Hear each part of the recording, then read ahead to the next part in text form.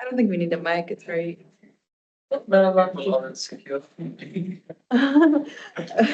Maybe everyone got scared after the first 2 security sessions. I think the second one was a horrible one. No, inshallah, I think a lot more people will come later. Okay. I don't think we need a lot of introduction because everyone here already knows everything. We're live. What's that? Yes. Okay, great. So we'll start straight into it. We have Peter. You guys all know Peter from the previous sessions. And this time we also have Vikram as well. He is a data security solution architect. And he is, along with Peter, are all going to tell us about incident response, how to use AI with this as well, and walk us over some real life scenarios. So they've prepared like some really interesting things for us to hear. So Peter, Vikram, over to you. So we did say last week that today we'll talk a little bit about AI agents, we'll talk about incident response, and particularly data security and incident response, right? So my colleague Vikram will be actually do the most of the talking, and he's a way better talker than I am, so you're lucky today. Alrighty, so basically what is incident response, right? So basically it's an approach. No, because you didn't talk with the mic, you said it's loud enough. So. Alright. Real project. No worries.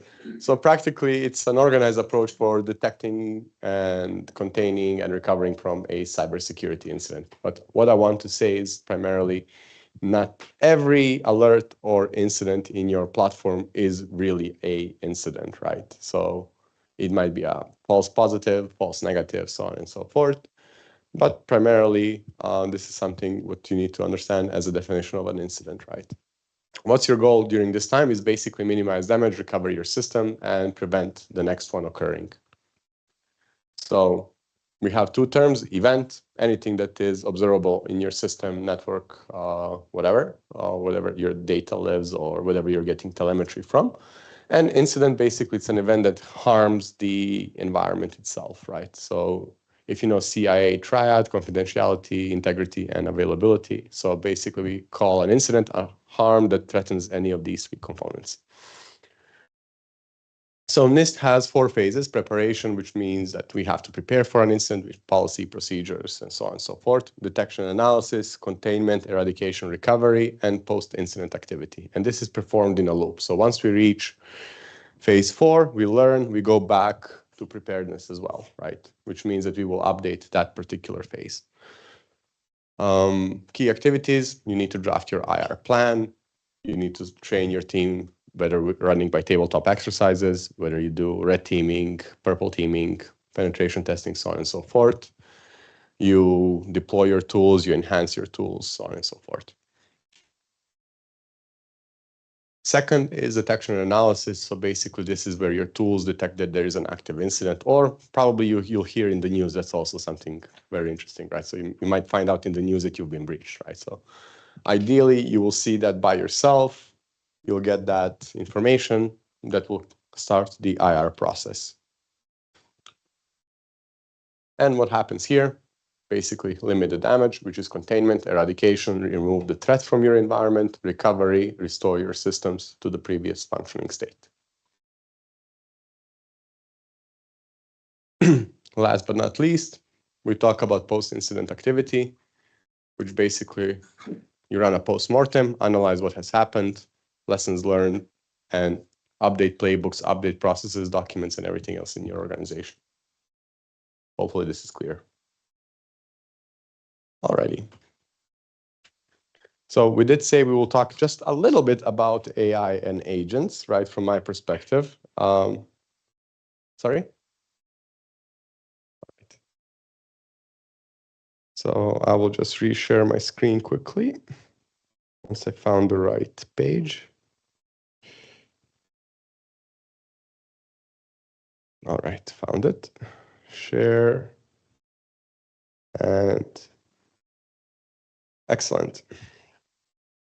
So we might see a lot of alerts or instances. So this is our demo environment in Microsoft, right? That we usually use Java. You'll see it a lot in our demos. And here you will see basically an incident, and you'll see a lot of alerts related to this incident. This is a DLP alert specifically, and my colleague here will talk about it a lot. So what is important for every analyst, right? When you do receive an incident, it's basically to get as accurate information as fast as possible so that you can make a decision what you're going to do next. And with the current evolution of the threat landscape, we see attackers being more like clever, they're faster, simply due to the usage of automation and AI in their tool stack. So as an example here, I used one particular agent called the Security Analyst agent to perform a summary of a incident for me, right? And try to go here. Could you talk just a little bit? Yeah, sure.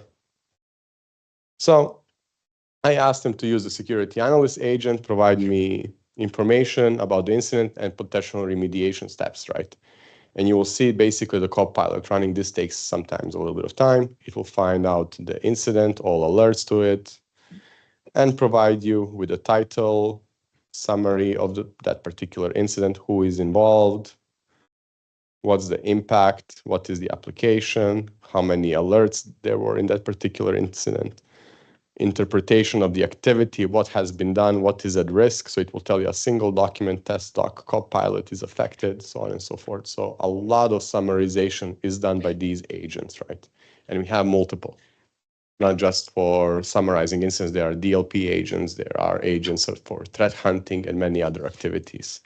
So ideally, these are not there to replace a security analyst.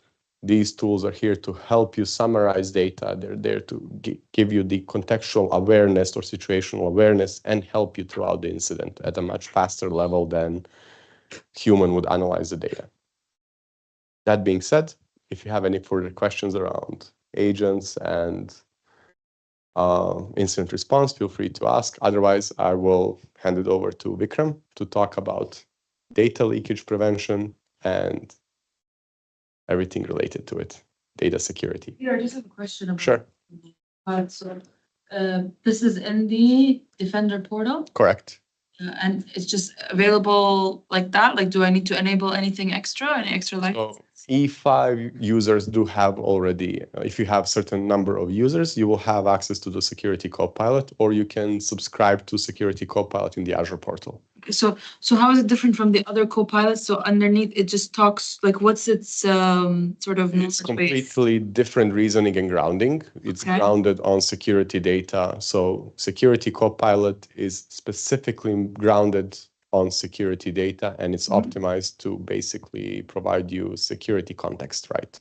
So it's not as your typical Copilot, like the Copilot app that has a generic model and everything else. This is particularly built for understanding cybersecurity data sets, data that is basically on the Sentinel backend, and all of the relevant components it's integrating with. So you have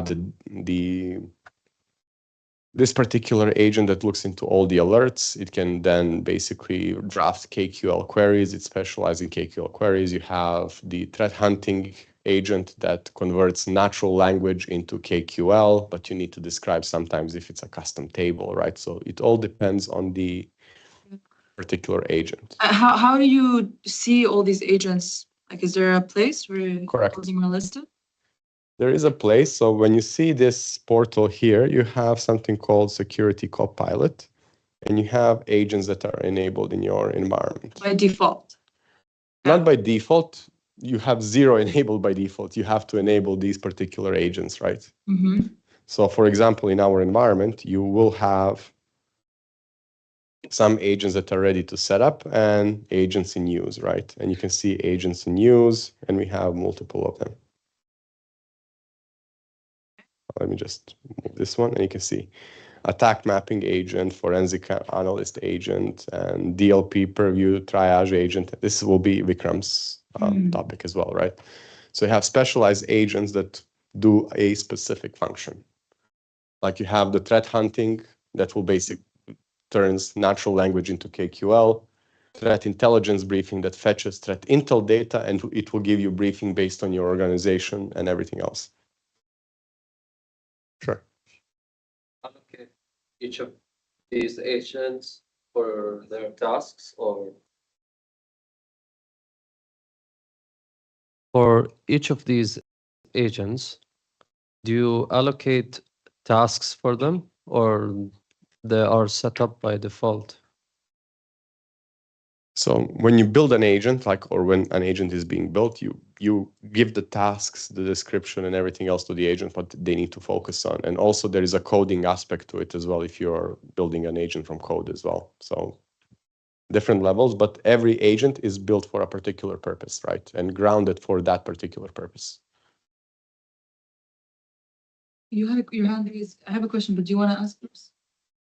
All these agents are custom built for demo or by default available with all the E5 licenses? Security store, you can obtain them. Some are commercially available, some are out of the box available. You just activate them.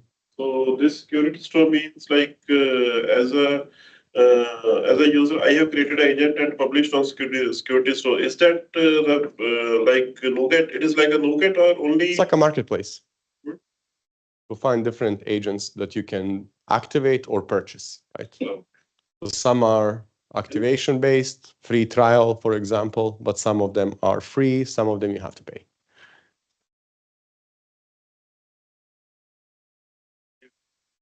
I just wanted to ask, so are these agents only in the Azure portal, or can we use them from somewhere like the VS Code or IDEs externally? So there is another portal, but I cannot access it right now. There is the Security Copilot portal where you can actually create your own agents and deploy YAML templates, which means that if you develop it in Visual Studio Code, there is a particular plugin that can connect, right? And can you, sorry, just to add on to this question, like, can you then expose these agents as like an endpoint URL that then you could, build your own agents, or like if they're an MCP server exposed for these? You can call them through logic apps, for example, right?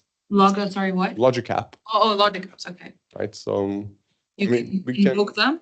you can invoke them, yeah. There's like a URL API, like Correct. Oh, So Logic App has a plugin for Security Copilot. You can invoke an agent, activate a prompt book, and many other things. You know if Copilot Studio has it? I don't know. I'm interested. Right. Okay, one more. And Okay, sorry. What differentiates between paid agent and activation one? Like, so there are default agents that operate in your ecosystem, right? So like all the Microsoft ones currently are free of charge based, simply because we made it. If a third party publishes a new agent that does something that you need, maybe it will be free, maybe you have to pay for it. But the internal agents that Microsoft publishes, no extra license. No extra licensing, Oh, correct?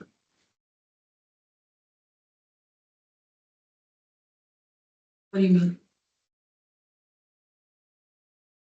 Oh, E5.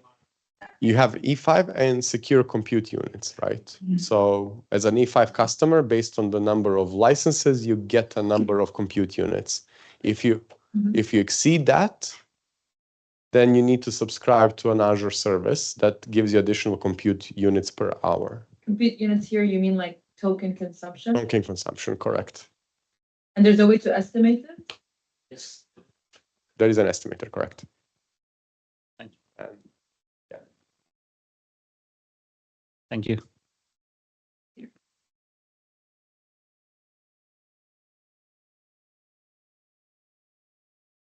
I think, yeah, it's on. Or- Yeah, let me share. You have a Teams invite? Yeah, I joined it.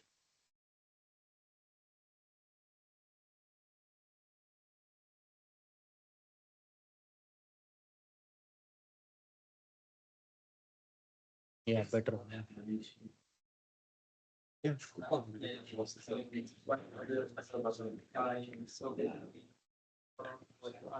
My question, then develop these agents using YAML outside of agents, right? Sorry? No, I was saying that because Mr. Pete here mentioned that like if you want them in your IDE or VS Code, you'd have to like create them using YAML or something of such. So let's say I purchased one of these security agents.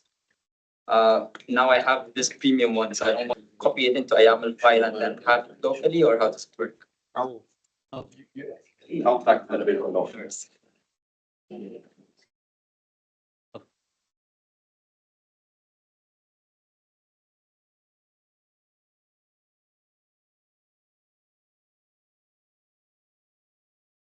perfect. So should we get started?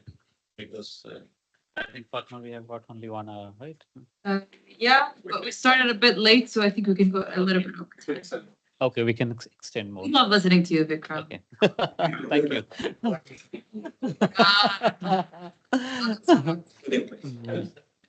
you.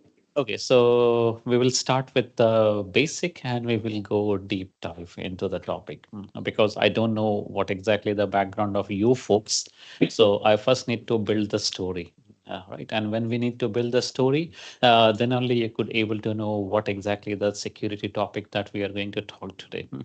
As Peter already set the stage. So today we are going to talk something about the data loss prevention, the DLP topic. How many of you already knew about DLP? Could you please raise your hand? DLP, data loss prevention. Theoretically. Okay, theoretically you know it, right? So can anyone take a chance what exactly DLP as the name suggests? You already knew it, so I will not give you the chance to okay. So anyone who is new to this DLP world, because what exactly we wanted to get at the end of this session is tomorrow if you need to be discussing with someone, let's say a security professional or anyone who doesn't know anything about DLP, right? You could very well able to articulate at least the what we call in Microsoft a level 100, level 200 as you go deep dive. Okay, so we call it level 300 to level 400. So think about that next morning you are talking to a person like me who doesn't know anything about security, and if you need to give him some kind of guidance what exactly DLP is all about, right? So you should be at least till that level. So anyone just by the name, because see that the name suggests data loss. Safe space. To the data should be protected without any attack or security loss. Okay. Yep. Yeah. Sorry.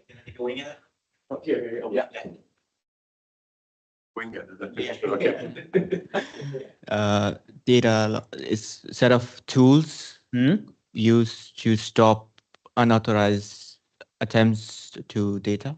Unauthorized attempt to data. Yeah, cool. Okay. So let's take it. Yeah, sure. What I understand from this term is like even an attack happens, how we are preventing our sensitive data. Okay. You Our sensitive can data. say that PII data, Okay. your financial data, all that stuff, how we are safeguarding it. Even if attack is happened and our database is compromised, then even then how we are going to safeguard that might Okay. be. Cool. Almost you guys almost have nailed this one, but let's see from my angle what exactly the DLP is all about, right? First and foremost, it's not only specific to a specific vendor. When I say vendor, I'm purely talking, let's say Microsoft is a vendor, right?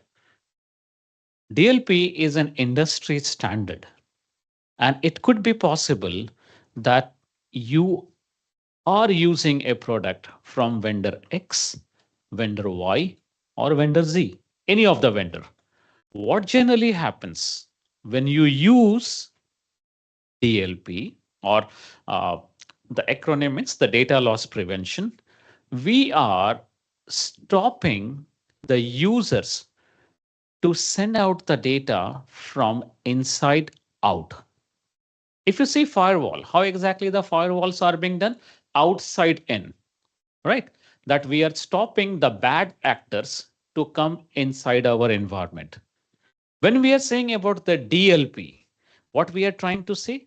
we are trying to stop the exfiltration of the data from our environment. Either it could be knowingly or it could be unknowingly. Many of the times, people don't exfiltrate the data knowingly. Unknowingly, they wanted to exfiltrate the data. Let me give you a classic example. What is an unknowingly? When the cloud services initially started, we had got the option of Box, Dropbox, or many other item, right? People, and it was before the COVID era. People used to work from office, and that's the perimeter. From 9 o'clock, I come to office, I do my work. At 6 o'clock, I go back home. Only some privileged members would be having some VPN connectivity and they could able to work it remotely. Otherwise, work start, work end, and that's it. Think about that if you are using or if you're working on a critical project and that project needs that you need to complete it at the end of the week. People generally save that data to their personal OneDrive. Was the motive behind that to exfiltrate the data? No. The motive was to be more productive. Might be when I will go to my home, I could do more work, right? So the motive is not always for the purpose of exfiltration of the data. But ultimately, the whole aim of data loss prevention or DLP is to stop the data exfiltration from your organization to anywhere else. Now, as I said that DLP is a industry word, right? And you guys came here. Okay. We are one of the vendor, Microsoft. Do you know some of the vendors in the industry who has got this product? Because it might be possible, you should be knowing how industry is working. Not only that from Microsoft angle, but from the other side also, right? So can anyone guess if anyone knew that what would be the other vendors who are good in DLP? Yeah. Maybe GCP and AWS. GCP and AWS. Okay. Unfortunately, no. Sorry? Oracle Cloud. They would be having some sorts of, but let's say, for example, like when you say a car, the first thing which comes might be Mercedes in your mind, right? There would be one or the other brand which is there in the world you might not be knowing. So which are the industry leader? When we say the industry leader, means everyone would be knowing about it. If I may, just to kind of set the stage. So GCP, AWS, OCI, they're cloud providers. We are talking, when we talk about DLP, we do talk about the cloud being the control point. Maybe there is an on-prem, right, where you set the policies, but ultimately there needs to be an agent deployed somewhere, right, from a perspective of a user. So you need to think about vendors, not cloud providers. That means Cisco, NVIDIA. Is CrowdStrike one? CrowdStrike. Okay. All right. Let's not take a guess call. Okay. Let me just give you those kinds of stuff. One, Microsoft. Right? So that's the reason we are here. So we are discussing about the Microsoft DLP, which is within Purview. Yeah, we have got multiple solution. One of the solution is Microsoft Purview, which is an umbrella solution, and it has got multiple different components within it. So very soon I would be going into one of the portal, which is Purview, because few minutes back, Peter went into security portal, right? Security.microsoft.com. So we have got certain sets of portal in order to make a complete zero trust network. When we say about the zero trust architecture, there are many things which comes into place. Data is one of the building blocks, right? We have got identity, one of the building blocks. So within Microsoft, we have got different portal. One of the portal is Purview. There we would be talking about the DLP. Along with that, there is another good competitor which we have, which is called ForcePoint. Then we have Symantec. right? In this way, there are so many different vendors, but let's not go into that one. This is a technical call, but ultimately what it means is either you are using vendor A, vendor B, or vendor Z. Ultimately, the whole aim is what? To safeguard our data, to not to be exfiltrated outside the environment, right? It might be possible that the look and feel or the UI would be different from one vendor to another. But if you are a decision maker in any of the organization, what exactly your main goal?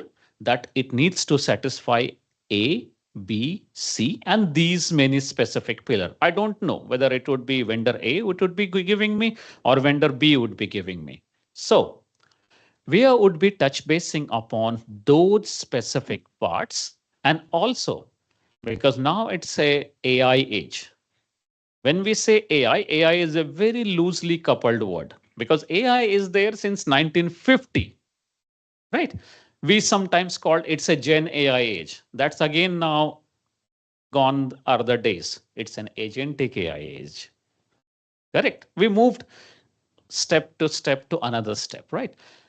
How a DLP solution from any of the vendor could also help you in order to implement any of the generative AI tool in an organization. That's also we are going to see it out, right? Otherwise, if we will not be using what all are the different ifs and buts, you could able to articulate. I will give you those. So the decision maker or the leaders, they generally go through those specific things first before deciding whether they need to go through any of the generative AI tools or not. Now, going to the next one, as I told that today we are going to discuss about the Microsoft Purview data loss prevention, which is one of the solution, one of the hero solution, which we could call it within the Microsoft Purview ecosystem. And this is one such solution where you have to think a lot. Why I am saying you have to think a lot is it might be possible that you would be getting a scenario from your business owner that I need to safeguard these kinds of information. How can I able to do that? It's purely your imagination that you could able to safeguard those data.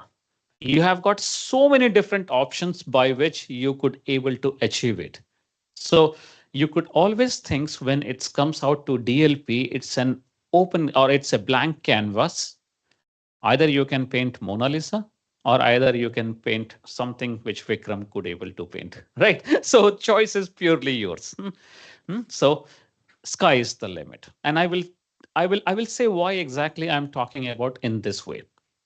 So when we say the Microsoft Purview, I'm purely now talking from a Microsoft Purview specific or Microsoft specific, but you could come to know that even though someone would be using any third party, how exactly it's going to help them. As everyone mentioned, what exactly we are trying to safeguard? Our data, right? That's exactly we are trying to safeguard here. And when we are trying to safeguard the data, as of now today, I'm talking about the unstructured data. What I'm going to focus mainly upon the unstructured data, means those which could be in any format, like your email, like your Word file, right? Those kinds of data or PDF file. How exactly I could able to safeguard those specific one. The beauty of using any of those Microsoft product is it's cloud ready. When I say it's cloud ready, what it means is you just need to be having a specific subscription. You don't need those infrastructure to be ready. Like many of the vendors, the name which I have given, it might be possible that you need those sets of server to be configured and then everything should be up and running and it's your responsibility to make those things up and running, right? Over here, what it means is it's a SaaS component. You have got the right subscription, which is E5. You know E5, right?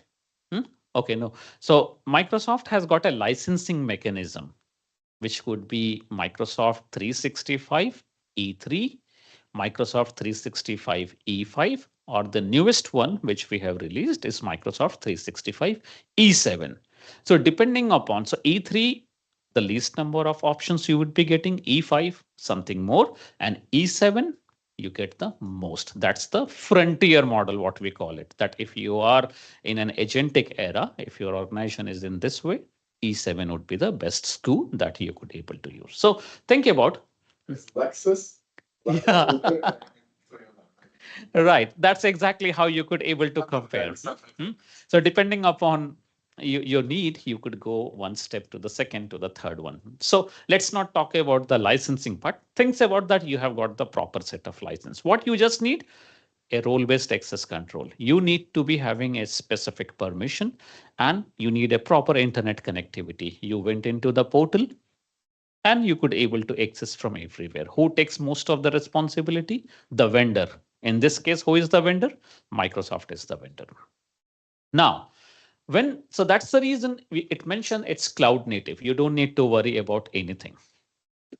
The second important part, the data, as I told that the most important thing is that you are stopping the data to be exfiltrated from inside the organization to outside. Things has drastically changed. Let me tell you why things has drastically changed after COVID. COVID changed the whole world. The way how we work before and the way how we work now has changed tremendously. No longer you have the concept of any perimeter. What it means is that you could be sitting in a beach next to the beach and you would be working from there. Even you are at a 30,000 feet flying in an Qatar Airways flight and you have got the internet connectivity, right?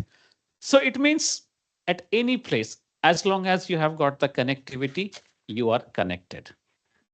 So you could able to access all your data because what happens, we change the model. What exactly? Don't say the model means the LLM model I'm talking about. Okay, it's the working model. So the working model we changed, what it means is earlier we used to be having a license for the Office or the Microsoft Office, right? That only this device would be licensed. Now users are getting licensed. It means you are online most of the time. Either you are on your laptop, either you are on your phone, means anytime, any place you could able to access the data. And those data could be either a sensitive data or those data could be either a generic data, right? Because a data is a data. It doesn't have got any value of its own until it depends that what exactly is that content of that data. It still would be the alphabets and the numerical and those special character, nothing more than that. But still, depending upon what's the meaning of that data, it becomes importance. So think about a person. Let me now tell you some of the use case scenario. How people are exfiltrating the data, knowingly or unknowingly. As I told that you could able to access the data from any place on any kind of device, provided you have got the right subscription. Think about I am a user and I have got a E5 license because it's a user-based license. I have got the proper license. What generally I get? How many of your students here? Okay, so okay, and so okay, those who are working, as you could articulate this one, or even though students, right? So when you go ahead and log in, let's say, for example, in an organization, when we work, we have got our username against which if you go to office.com or when you open Word, Excel, PowerPoint, Outlook, any of the Microsoft tool, at the very top corner, you could see that it would be connected to your corp account, right? And the same thing, you could able to use it either you are working on an iOS or an Android device, or you are working on an Apple or a MacBook, or even on a Windows device. Means the data could be accessed from anywhere. Now, let's say me and Peter are close friend, and Peter sent me out a specific set of highly critical servers, which are those IP addresses and those credentials of those specific servers. It still contains the number, right? 192.168, nothing more, just a number. But it's a highly critical data for my organization. And what I did, just for fun, because I accessed the data from my phone, I copied and I just get it a guesswork to Fatima. Fatima, could you guess it out what this number is? And let's say Fatima is not in, or Fatima is in a competitor organization. What exactly I did? I leaked the data. Unknowingly or knowingly, I leaked the data, right? Now think about in your organization, people who are working. Nowadays, the world is not complete without WhatsApp. If you would be having 5 tabs open, one of the tab or one of the app at the bottom is what? WhatsApp, right? I don't want it to miss even a single message. Now, think about that you got a specific file, a critical file by your manager, that you got X% of increment in this year, salary increase by this one. You become too happy and you wanted to share that data with your family members, right? Think about it's a PDF file. What we generally do? We upload that PDF file within a minute. We got from our manager to a WhatsApp group, which contain all my family members, all my friends. Was it supposed to be done? No. But are we consciously leaking the data or unconsciously leaking the data? What would be the case? Unconsciously leaking the data, right? Or sometimes Peter consciously leaking the data. He is a security guru, right?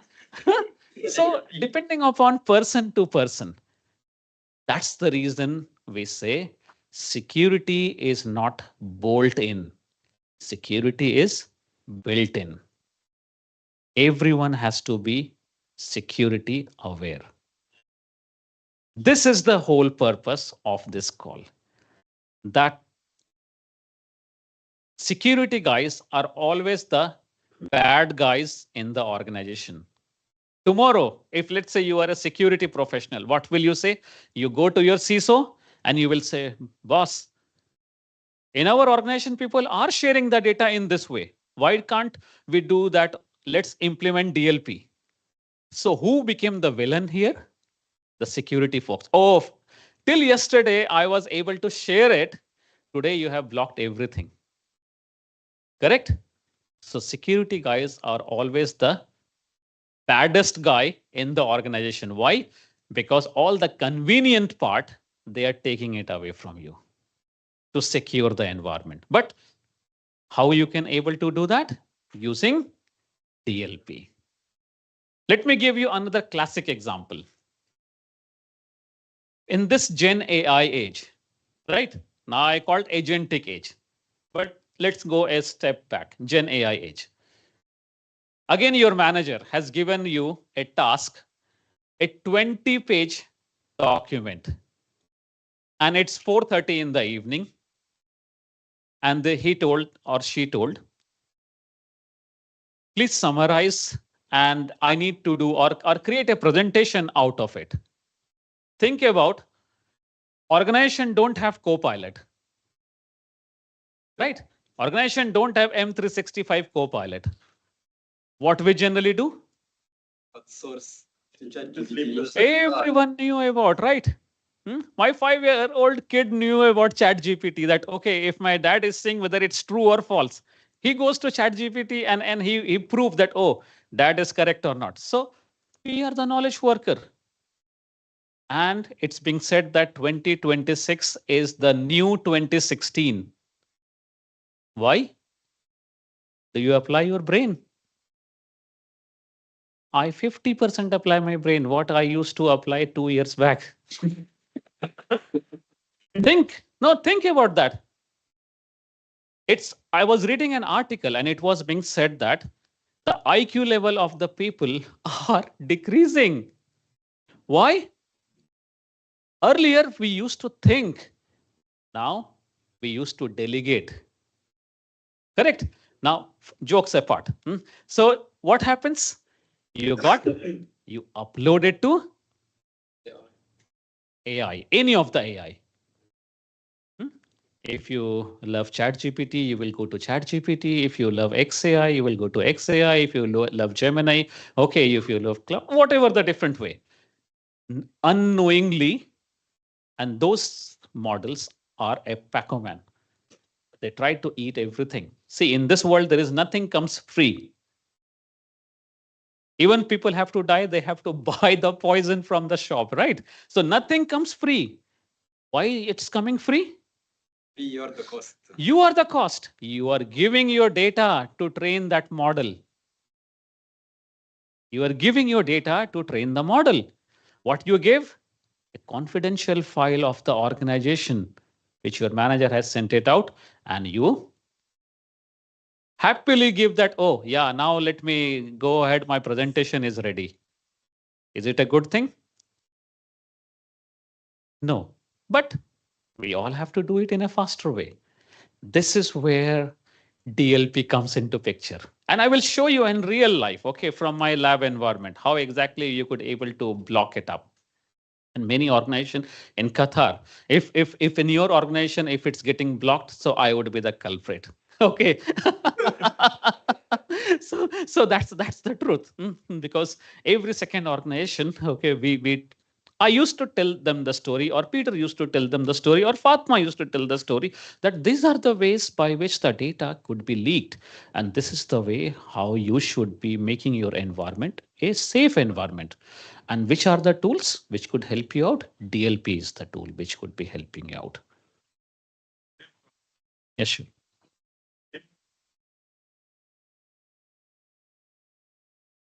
In Qatar government organizations, we have a data and document classification, C0 to C4. Okay. C0 is the public data we can share with anybody. Yeah, I know. I will. Yeah. So if we are sharing any file, even file is marked at C1 or higher. So in our organization, as security is already implemented, we are getting an email immediately that you have shared this classification data outside organization. So this is part of DLP, right? Okay. So good. So for the wider audience, what he mentioned, let me just rephrase that question for everyone. In Qatar or every country, they have got a policy.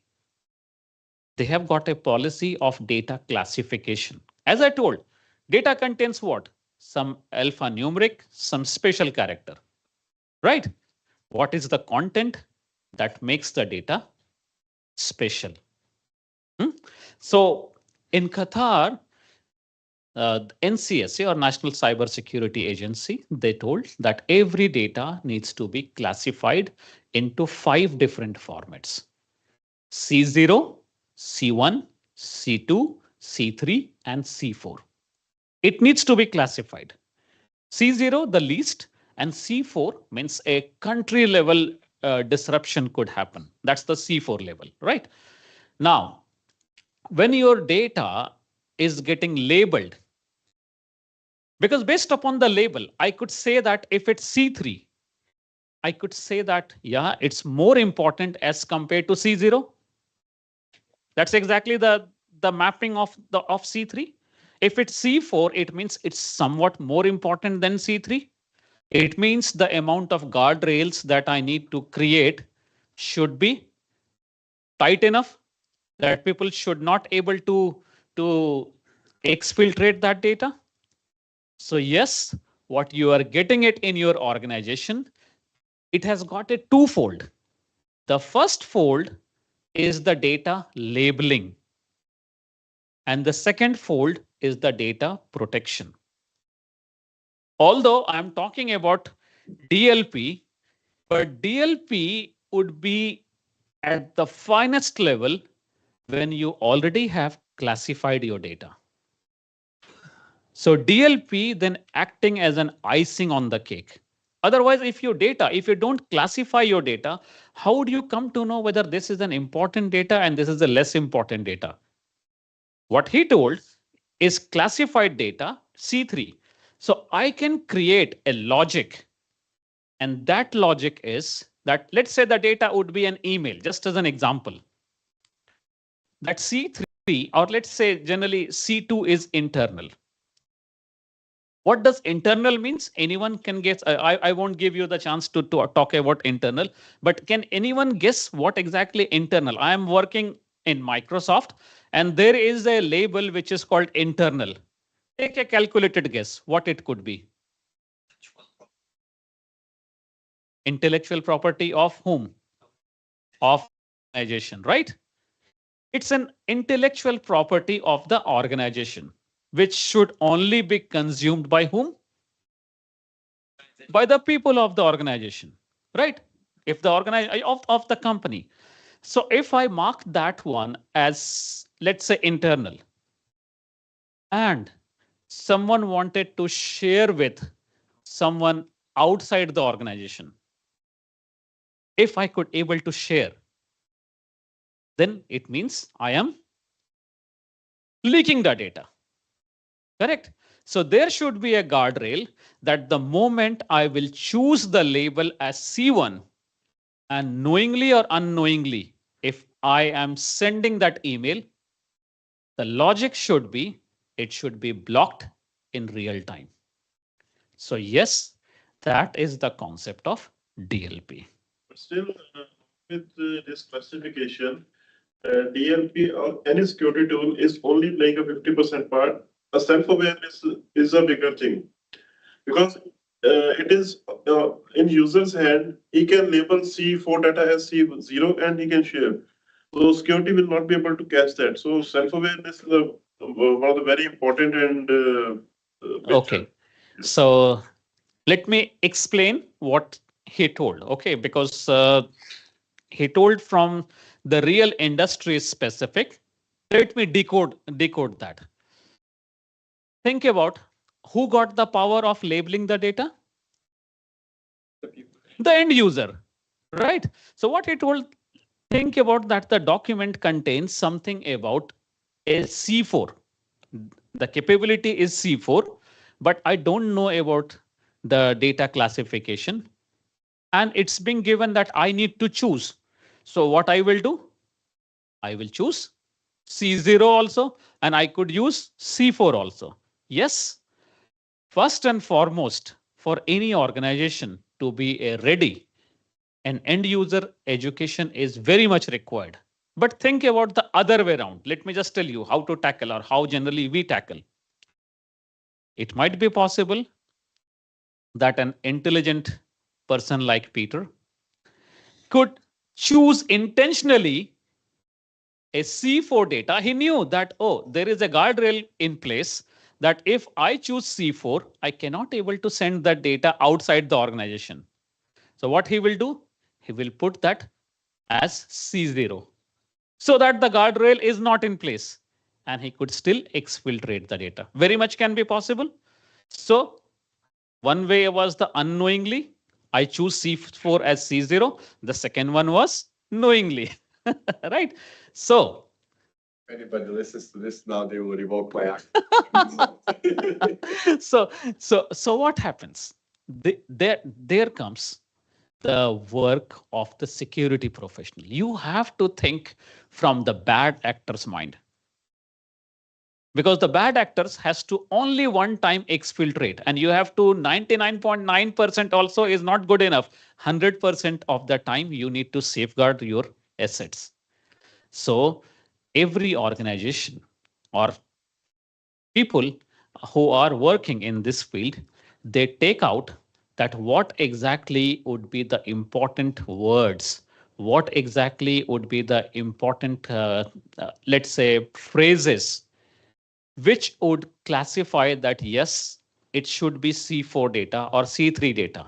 So even though the user unintentionally or intentionally has changed C4 as C0, because it contains those specific, we call it the register. Like how we have got the risk register, this is called the data register. Every organization, depending upon the department, they create that data register. That these are the let's say an organization says that for HR, if it contains, let's say, the hiring template, if it contains the firing template, there are certain sets of word which is common across them, right? If it's a, let's say, if it's an oil and gas company, so the longitudes and the latitudes, where exactly the oil wells should be located, right? So those contains that data register. Anywhere in the document, if it contains, automatically. So the bad guys would, what would be doing? They would be choosing the label as C0. But within that email or within that document, the content is what? Those specific content. So it would be blocked. This, then in that case, we would be coming to a specific conclusion, and very correctly said that a end user education is very much required. Why? Because this is such a tool which is dealing with every end user in the organization. Either you are a 100 people organization or either you are a 10,000 people organization. Why? Because I'm touching your Outlook. I am touching your Word. I am touching your PPT. It means I am a doctor. Think about it in this way. And I don't know what exactly this data security is all about, right? I am a guy who is working in the LNG plant, and I don't know what this data security. It means that I need to be knowing that, yes, it's my organization intellectual property. I need to safeguard it in a proper way. Clear? Let's move. I have a question. So basically you're saying that the labels can be also applied based on specific keywords or Yes. regular expressions, right? Correct. Right. So that's exactly the differentiation, as I told, Lexus, Land Cruiser, right, or a small car. So in E5 or M365 E5, we have got an option that if we specify those words, and if those words would be coming, automatically your document would be labeled accordingly. Or it will give you a option that as per the content of your document, it satisfy a specific label of your organization. Okay. Mr. Vikram. So this, keyword-based labeling that you just explained.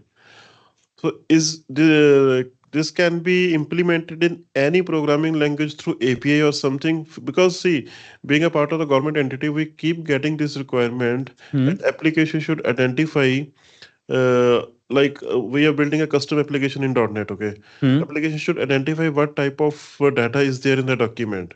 So as of now, we don't have a concrete solution for that. And we are just, relying on what user is doing. If user is labeling, accordingly, we are taking the action. So this particular feature, can we implement that in any of the third-party language, Java, .NET, any of the language using API or anyway? You don't need to develop anything. It's already pre-built into the system. If your organization is using Purview, no any application needs to be developed. It's pre-built and you just need to enable it accordingly.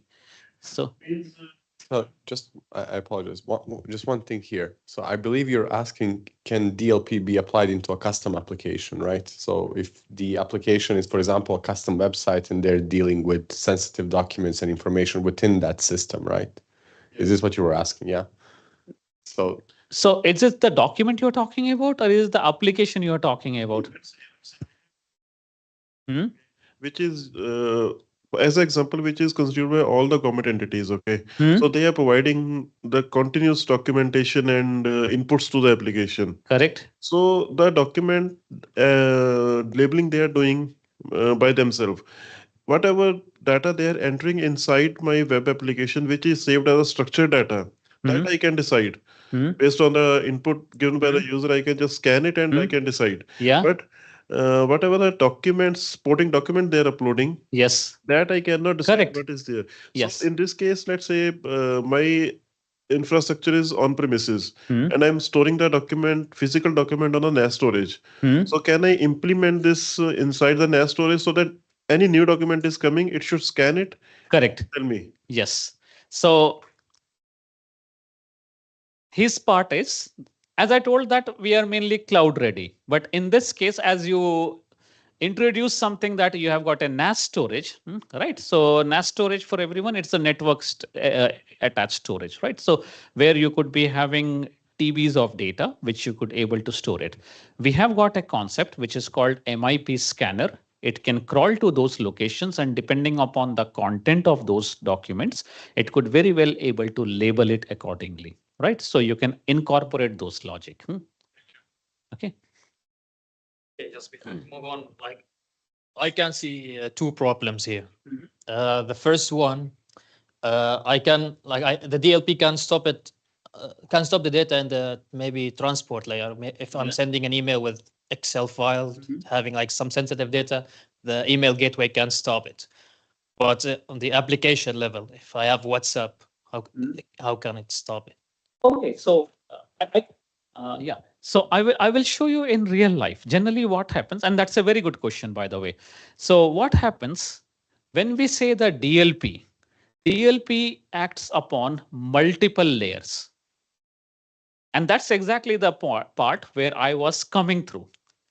Because you first need to understand how data could be exfiltrated. And let me answer your question in few minutes from now. Okay. First way, which was the traditional way of exfiltration of the data, was using mails. Correct? If you say since ages, when the mail system arrived, that became the number one way of exfiltrating the data. I can attach any document or even the email, which could be sensitive in nature, and I could send it out to my Gmail account, to my Hotmail account, or some of the competitors' account also. So which would be the number one way of exfiltrating the data? Email. Second one, and I haven't answered your question. Very soon it would be answered. Okay. The second way of exfiltrating the data would be, think about that people are using OneDrive for business. People are using, let's say, SharePoint. Again, SharePoint contains what? Lots and lots of files. There is an option by which you could able to share. And when you share, you could able to share with internal also, and you could able to share with externals also, right? That's also one of the means by which you could be exfiltrating the data.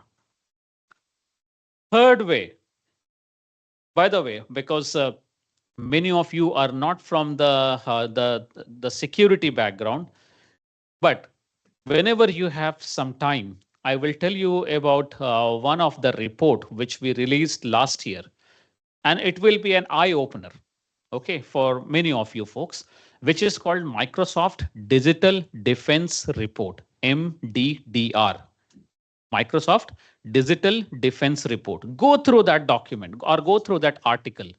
You would see that how exactly people are, or the bad actors, or what exactly the motivation, right? The number one motivation or by for which people are attacking, or the bad actors are doing, is data theft. And there is a new mechanism which is coming, which is the system by which we could able to communicate with each other. Teams, Slack, whatever you could think of. Teams. Let me just take an example of Teams.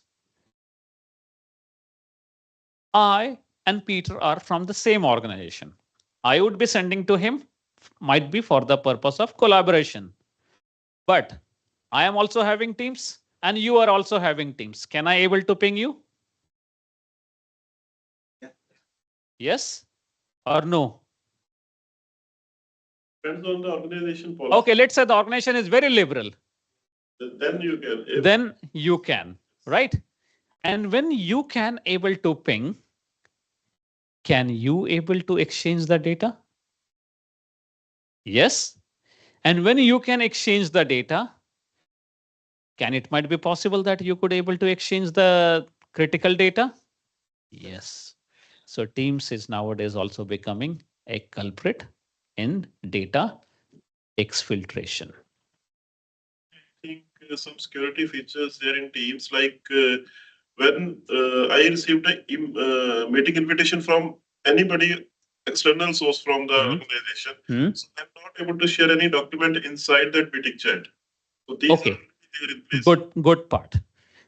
So one thing is the attachment, and the second thing is the chat. Can you able to chat? Can you able to send all your IP addresses or all your credentials? Right? Yes, you cannot able to, very good point. You cannot able to share the attachment with external parties, but you could very well able to chat with anyone in this world, which is inside your organization or outside your organization. So you could be sharing it. Then the other one, this is your, this is the answer of your question. The most common way or the most easiest way is browser. Browser, not the cookie. Cookie means you need to be having those kinds of skills, the good skills like him to steal those kinds of data, right? For a common people, you don't need cookies also. Think about, you need to order a pizza, you go to a app or you go to a website, you ordered it, right? You need to do something, there is an app, you go and you do that. Now, every device, either, and I will be, generally I categorize the device in separate way. Let's take out the mobile devices aside. Let's take about the laptops, Mac OS and Windows. Everyone is having powered with one or the other browser. Correct? When it would be having a browser, now most of the apps are what? SaaS apps. Think about one of the storage app. Google Drive, Dropbox, Box. You think and you have it. Okay. If you don't want it to pay 5 GB from here, 5 GB from there, 5 GB from there, and you would be having 100 different one. So 500 GB, you got it for free. Now, you in your organization, it might be possible that those specific one would be allowed. You have got certain sets of data. You simply go ahead and upload it. Or if someone who is leaving the organization, that's the number one culprit of data exfiltration. And we also help them, bro, take this one. You might need in your next organization, right? He or she exfiltrate huge amount of data. So when you say about WhatsApp, how exactly people are sharing the data? Either. So let me just tell you two ways. If the organization has got a good configuration management, when I say the configuration management, it means that IT gives you the machine and you cannot able to install anything on those corporate PCs or the laptops. Why? Because you don't have the local admin privileges. In that case, even you cannot able to install the local WhatsApp application. It means you need to be dependent upon what? The browser-based application, right? So think about an organization. Generally, most of the organization in Qatar, they are very much good in the configuration management. You don't have the local admin privileges to install anything. So you are left with the browser. You go to web.whatsapp.com. You get signed in. Think about that your organization hasn't blocked those WhatsApp or those. I'm talking about from all the angles. Once you went there, it's equivalent to whether you are using that application on your mobile device or whether you are using it on any other device, Mac OS or Windows. Can you able to exfiltrate? Yes. So browser nowadays becomes the number one culprit in data exfiltration. And there comes the DLP solution, which is called the endpoint DLP. Endpoint DLP. Why? Because it's there on the machine, either Windows or the Mac OS. And there it will help you out in order to safeguard those specific sets of data. When you say that C0 data, now you can articulate, right? In Qatar, C0, the least important one. When you try to upload, let's say that the organization becomes somewhat lenient, that you can upload a C0, but you cannot upload a C4. You could very well able to create those kinds of policies also. Or it could be possible that the organization will say you cannot upload any data, any labeled data you cannot able to upload. That's also you could able to create. Depending upon the maturity level of the organization and depending upon the criticality of the organization, they could able to safeguard those data. Till this part, it's clear? Does that answer your question? I just wanted to know if it can like stop the upload function or not. Oh yeah, that's super question. Okay.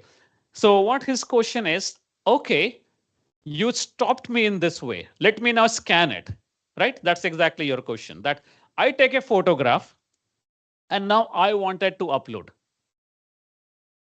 Yes, that's exactly, people have got different types of way of exfiltrating. When you scan,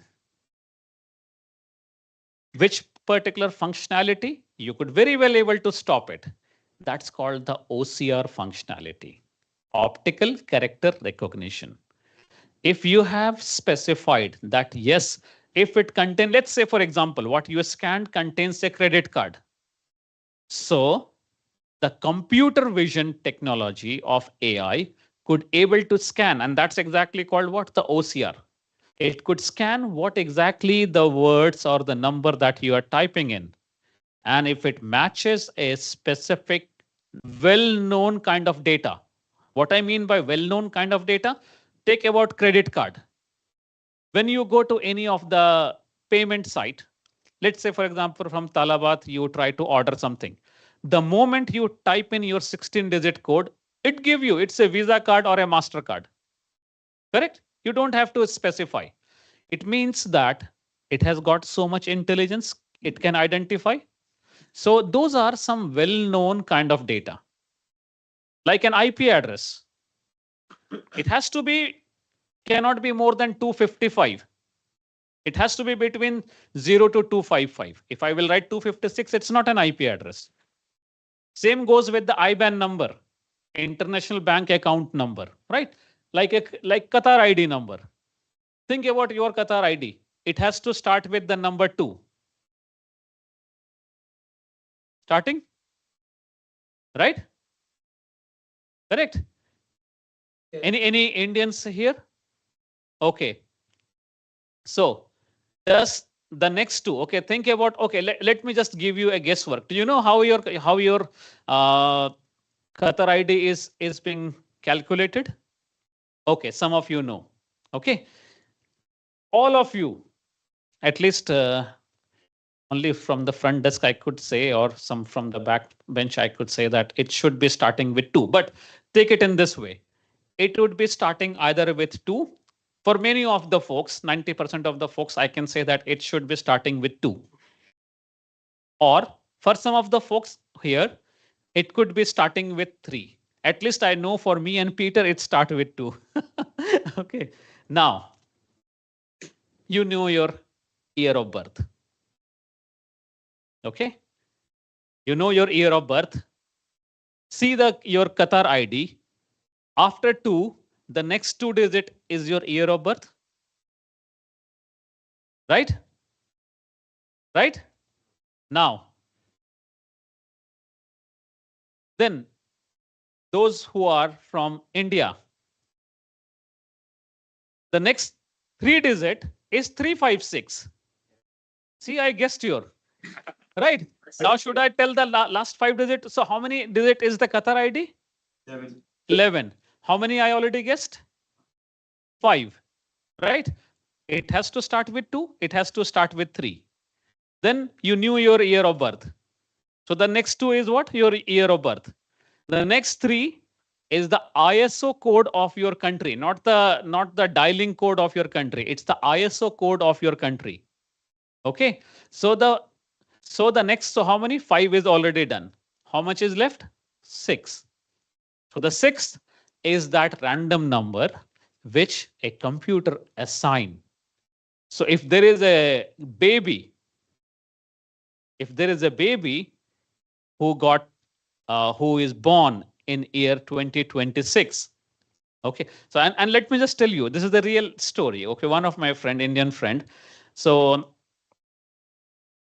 I told that lady that, okay, let me guess the Qatar ID number of your son.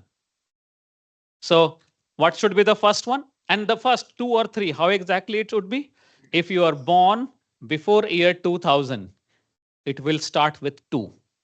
And if you are born after 2000, it will start with 3.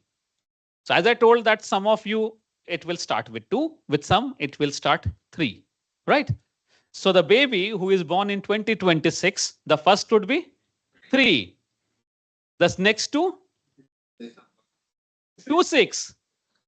And then because he was my Indian friend, so I told 356.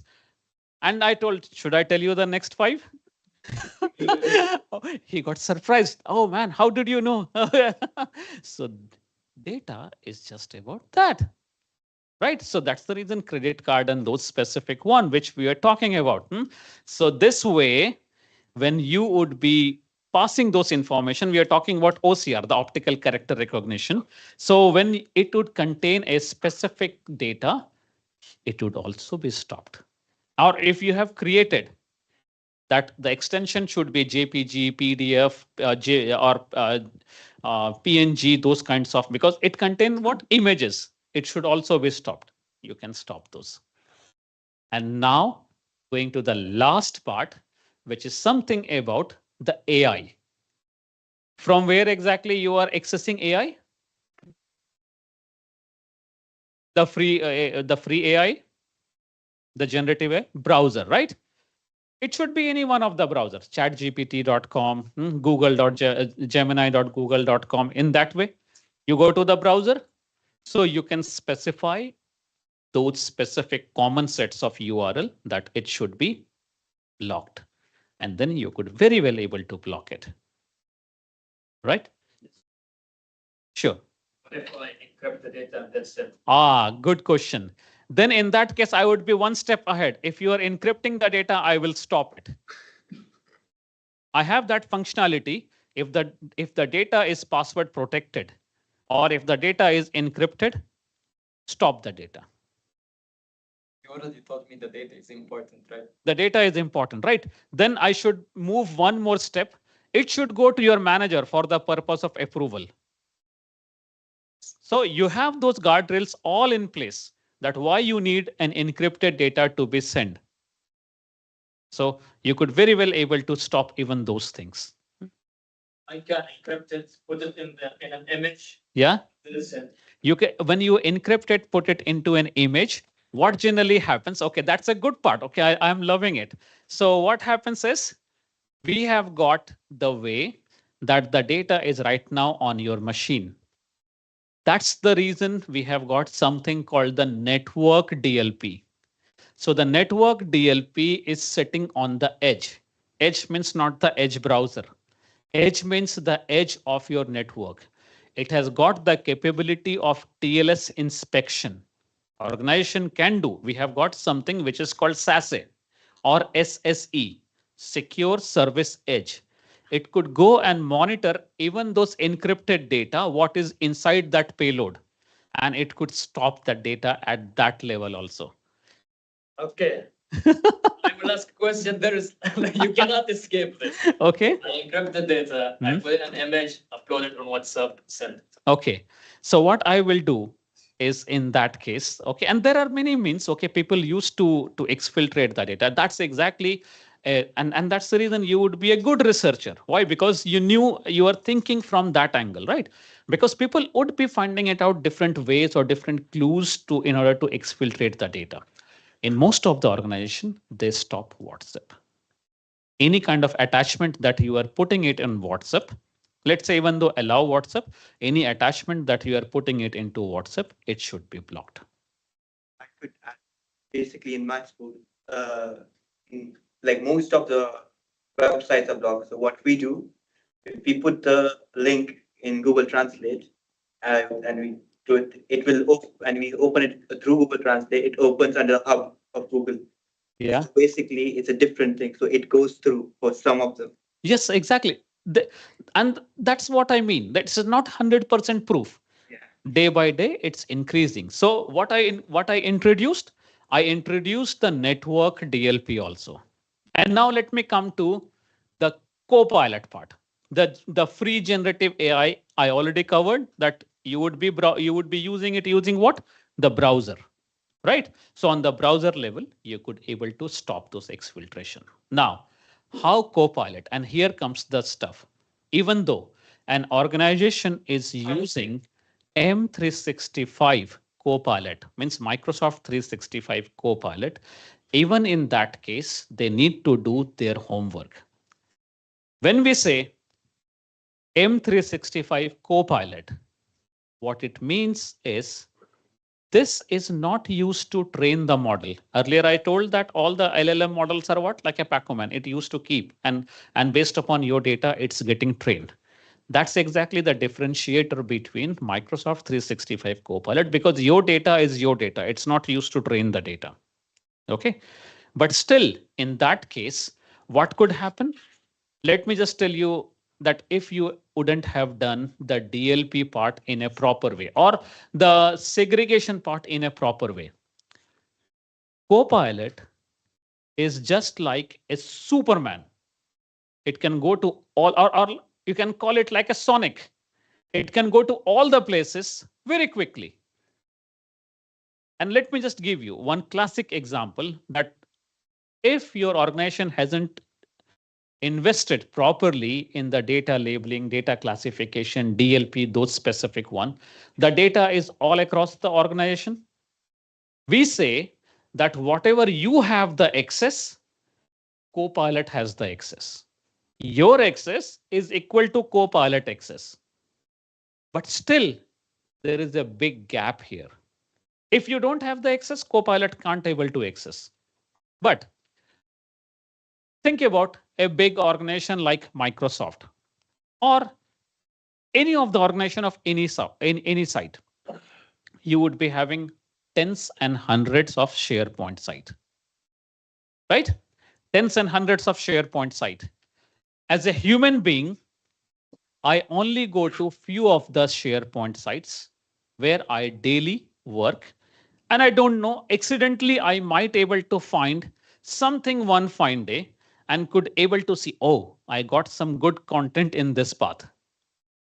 But in terms of a Gen AI age or in terms of an agentic AI age, what we do, we simply go ahead and do the prompt. Think about that you have got thousands of sites and one of the site was of the HR. And that HR site has got all the salary structure of the people in my organization. And a good guy like me did a prompt. How is the salary structure of my CXO looking? Where I did the prompt?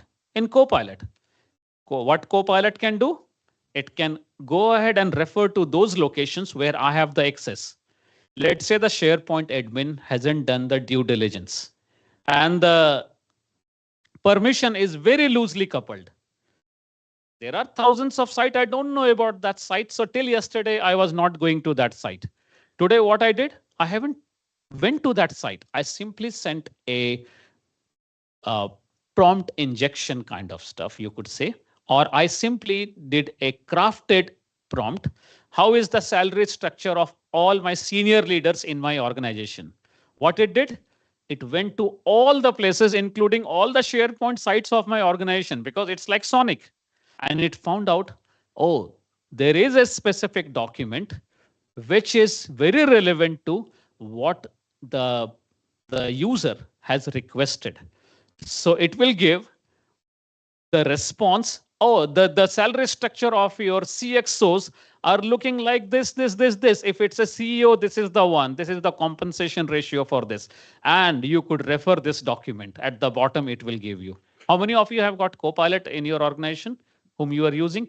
right? When you do anything prompting at the bottom, it give you those specific documents also, right? So that document, you got it. Let me just complete that, okay? And I will take your question. So, so, so what you did, you haven't done anything wrong. This oversharing part, or we call it this oversharing part, is not a new problem. This problem existed since ages. But we as a human being can only go to XYZ site, which we do go ahead and work every second day. And we never bothered about that one. It resurfaced. Copilot resurfaced that specific problem, and it gave me that. And that's the reason whenever you are implementing Copilot or any of the generative AI tool, organization first have to deal with the oversharing part. That they have to do a labeling of the data properly. And then they also have to work upon this oversharing part, which are the most common SharePoint sites, because OneDrive is your drive. I cannot able to access it. It means Copilot can access your data only. Which is the most dangerous places? That's the SharePoint. That if it's very loosely coupled, it could give you some unwanted results also. This way, when you have done the labeling, we have got a Copilot DLP location where we could also specify that if the label of the file is a C4 label or C3 label, Copilot should not go ahead and render those files. I can create those kinds of policies from the backend. So if you have got the access, you have to manually go and you could find it. I can also create a DLP policy for Copilot that if I am putting a prompt and that prompt contains certain stuff, which is a very highly sensitive one, take into consideration the credit card number.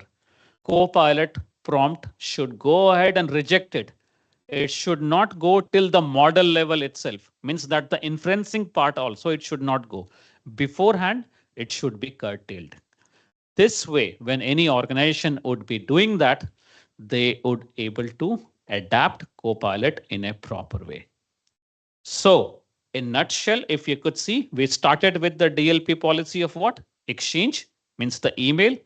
We moved into what? The file sharing part, which is either SharePoint or OneDrive. Right? Because if there is a OneDrive file which is C4, and I told that no, it should not be shared with people outside the organization, it will not be shared. You cannot able to share it. Then we moved into Teams. The next place is that we moved into the endpoint where we have got the browser. If there is a file which is C4 and I say that it cannot be printed, you cannot print it. It cannot be copied to USB. You cannot copy it to the USB. Then we moved into the Gen AI. That you cannot able to exfiltrate the data using the Gen AI tool, using the storage tools, right? And then the network DLP, which you told. And then at the last, we were discussing about the Copilot related DLP location. Yeah. So your question, please. Thank you for whatever we are feeding to the AI chatbots. Definitely, all the AI chatbots are just consuming it to teach their LLMs, right? Yeah. So when we are moving to M365 Copilot, it have two options. Either you can switch it to work mode or web mode. Yes. So work mode is definitely not teaching the LLM. Yes. Web mode is teaching or not? No, not at all. Okay. None of them is going to use the data for the purpose of training the model. Okay. That's the reason it's called enterprise ready. That's the differentiator between a free model and between the M365 Copilot. So either you use the work. If you see at the bottom, there would be a field that you could able to see it. Just below that, on the right hand side, it's called that using the enterprise protection. It's by default. You don't need to make it on. Okay. Yeah. Thank you. Just doing a quick time check. We are almost done. So no, I will just show a few of the demos what I told. Okay. We can turn on pizza. Okay. So let me just what I told. let's see it out practically, right? I just taken 2 use cases, or let's say 3 use cases. One, which would be, I went into ChatGPT and trying to upload a file, right? So one of the file, and I incorporated the logic that if the file is a specific label, it should not be uploaded. It should block me. The same thing, the WhatsApp example which you told, I just did that one also, that I cannot able to do it on WhatsApp. Then some of the Copilot related DLP location also, how exactly we could able to stop the exfiltration. So let me quickly go to my demo environment.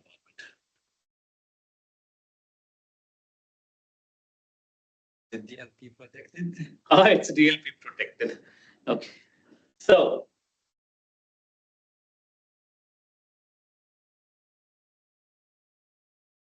I know it's very small, but can you guys able to see from the back? You can zoom in a little bit. Yeah, I can zoom in. I have got the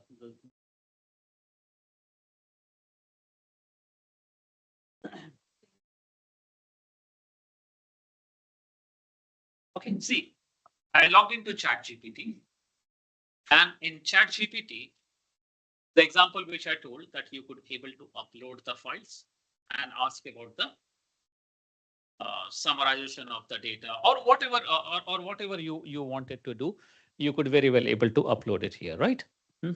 Even you could also able to stop that it contains the sensitive content. It should sensitive content means within the prompts also, not even the attachment, even the prompts, it will stop you. Okay, so in this use case, think about that I am going to upload a specific file. Add files. I will first show that in one of the case it will block you, and in second case it's going to allow you. Why? Because the logic is that label X block, any other label allow. So if I go specifically to Are we in a company managed device? yes. No, it's not there. We are still very lenient in this one, but Okay. almost all the places in Qatar, we have got this kind of policy, or those people, those organizations which are now getting ready in incorporating the data leak prevention. So they are making it ready in this way. See, converting buyers to UFI. Let's say, for example, could you see, could I able to upload? No. What did give an error message? That sharing this kind of file with ChatGPT, WhatsApp. This is the custom message which I created. Your organization might be using some other message, and it could be in that way. But At like a network level. no, not even the network level, at the device level. In the metadata. Yes, correct. So what generally happens, think about your antivirus solution. How exactly it works? Okay, agent is there on the machine. Then how does antivirus works? Monitors process behavior and file properties, static properties of the file. So Has predefined vulnerabilities. So exactly, it has got the predefined, not the vulnerability. It has got the predefined signatures. It has got a database. If you see on a daily basis, your antivirus signature updates get updated 2 or 3 times in a day. That depending upon what are the new stuff which the organization finds it out, those kinds of security organization, they update the antivirus signature. That if that signature matches, it will stop you. But if there would be any 0-day vulnerability, so your signature doesn't know about that. So it will be passed. Correct? This is exactly in the same way. It has got the metadata in place. And that's the reason you need to be having an agent running. It uses, so you don't need to install any specific agent. You already have got what? the defender for endpoint, which is as a prereq, which is required. If you already have that, you already have got the agent running. And then it matches the metadata, someone who told the metadata, right? Exact word. It matches the metadata that the file contains a specific metadata, which is, let's say, C3. If it matches, I need to stop it. So it stopped it, right? Whereas if I go ahead and dismiss this and try to upload the same thing, any other stuff, think about emoji. Right? See, it's scanning, it first checking it out, right? It checked and it got uploaded. Why? Because the logic which I incorporated is that, okay, if it contain anything other than that, go ahead and allow it. So think about a C4 file, which I stopped, and any other file which would be allowed. The same thing, yeah? Carry on. Are being classified here? Like, Okay, so good question. So see, let me just tell you how the things are classified. So if I go to any of the document, right? Let's say I went into the Word file. Let it just get open and I will show you. There are multiple ways of classifying. Classify based on scanning the content. It can. You can able to do that one also. It has got that logic also. As I told, a guy could able to make C4 as C0, right? So it can, you can very well able to give that kind of configuration also. Purely, as I told, it's a plain canvas. It's your choice that how you are, how capable you are in stopping those kinds of exfiltration. If you just think from one angle, the bad actors will think from the other angle and could able to exfiltrate, right? And that's the reason over a period of time, you would be closing all the gaps. So how exactly it's getting labeled? So as you could see that here we have got the concept of sensitivity. So sensitivity, you could see that wait, now it's clear, right?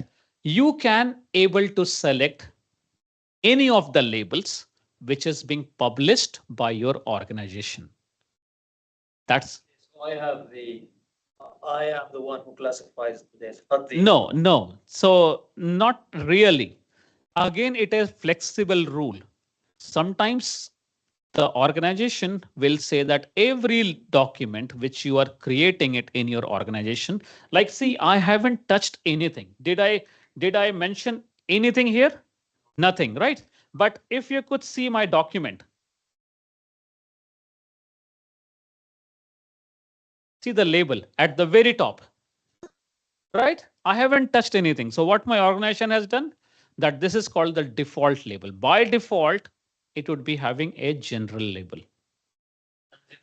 Sensitive information. Then also, as I told, it's an E5 functionality that the moment you will put some sensitive info, either it can give you an option that, oh, the content is sensitive, so you need to mark it as a specific label, or as your organization getting matured, automatically you have got two options. Either give a prompt to the user to change that label, or if you are somewhat more restrictive, automatically change the label.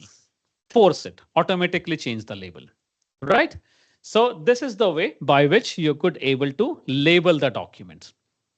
Now, if I go back again, sorry, not this one. See here.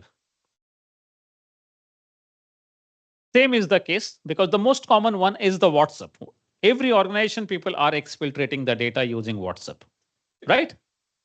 So either it's the WhatsApp application or either it's the WhatsApp web browser based application. You could very well, if it get loaded. So, okay, let me just show it out to you because seeing is always believing. Today I was delivering 1 second. And the most important one is observe. Until you won't see it, you won't believe it that yeah.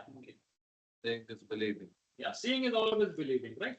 Even though you buy an article on Amazon, You saw it, okay, from all the angles. See, that's the reason Amazon gave you so many different angles to see the product, because you need to be very much verified what you are buying in.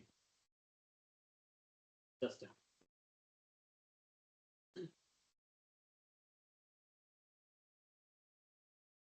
And just to like, one thing I would also want to add about the, probably Vikram mentioned it about the labels and when you assign it and then when you get changed. So all of these activities are actually being logged. And in Sentinel, there's a table called Purview audit logs, if I'm not mistaken, that logs all of these activities. So you could even set alerts to see if someone is constantly changing labels, something that was confidential that was changed to like general and all that stuff. So you could capture these leads in the. It's a combination of making sure the users have the right behaviors. That's where education comes in, like Vikram mentioned, and the security team having the right alerts and observability to make sure that it is being done. I gotta love this feature in WhatsApp. I log into it like almost every other day, forgetting. But yeah, just until Vikram does that. So, oh, by the way, don't forget to trivia. Oh, yeah, I have few questions also to ask, right? Yeah, Okay, yeah. I don't know, I'm having some difficulty in logging in, but Okay. this is the how exactly the way. And you would not able to upload the data using any of that, right? Either it would be any storage app, any kinds of, let's say, WhatsApp or anything you could think of. So you define these sort of platforms in your Purview hub or something, say like, hey, ChatGPT, WhatsApp, these things, you should have, but it will do it by. You could, no, you have to configure it. Okay, So it, okay. and that's the reason I told that it's highly configurable. You could very well able to configure which all application you want that you should able to access, what you don't able to access, and you could able to configure those. Now, yeah, please. What about .zip files, that kind of files? It can even Sorry? .zip files. Yeah, so zip file, he asked the question, right? So zip file and those kinds of file by default doesn't fall under the scanning. So many of the organization, what they do is they go ahead and block those kinds of data. If it contain a kind of zip file, they create a process that if you are sending a zip file, it should send it out to your manager for the purpose of review. Once your manager will ask, oh, does it contain anything? So, and then it should be allowed. So it's like it still can't scan the plain text. no, so not only the plain text, it can also do the encrypted text. We also have got the concept of encryption, but our own encryption. But if it's encrypted by any other means, it cannot be decrypted. Then the whole purpose of encryption got defeated.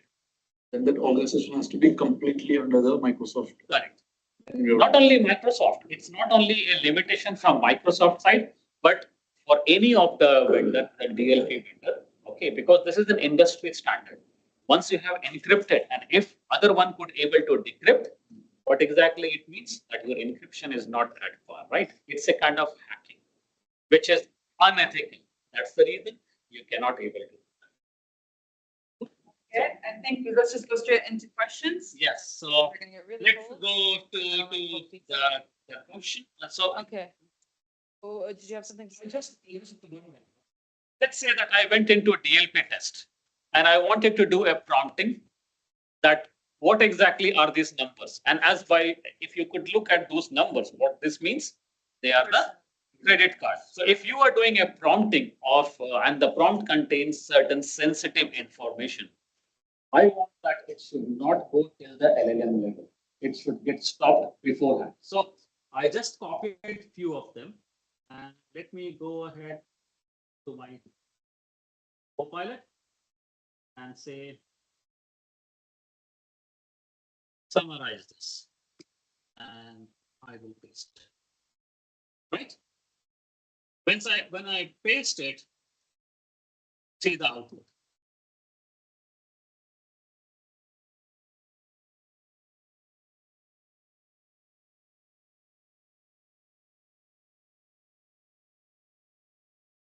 The request can't be completed because your organization has blocked it. What it blocked? that if it contains those kinds of prompt, which contains certain words or certain stuff, which is sensitive to the organization, even the prompt you cannot able to do. So they didn't even reach the. Yeah, it doesn't reach till the LLM level. So inferencing, before inferencing, it stopped. Using like the OCR techniques that are built in. Let's say if you say summarize this, and I will give a specific document, which is, let's say, IIT exam. IIT by default is the topmost exam of technical exam of India. Okay. So this document is having a specific label where I specifically specified that if it contains this label, Copilot cannot able to summarize. So if you choose any other file, it would have summarized that file.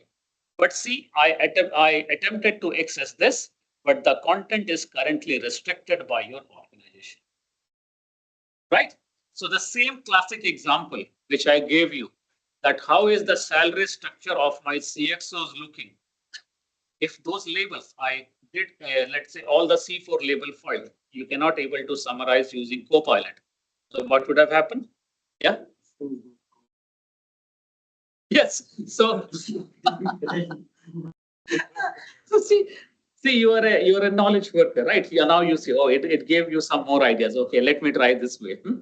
So this is what exactly in a nutshell DLP is all about. This way, if you would be seeing something like this in your organization, I was the villain. And it is. Vikram has worked with nearly all the major customers here at regions to help. cool. So now we have got some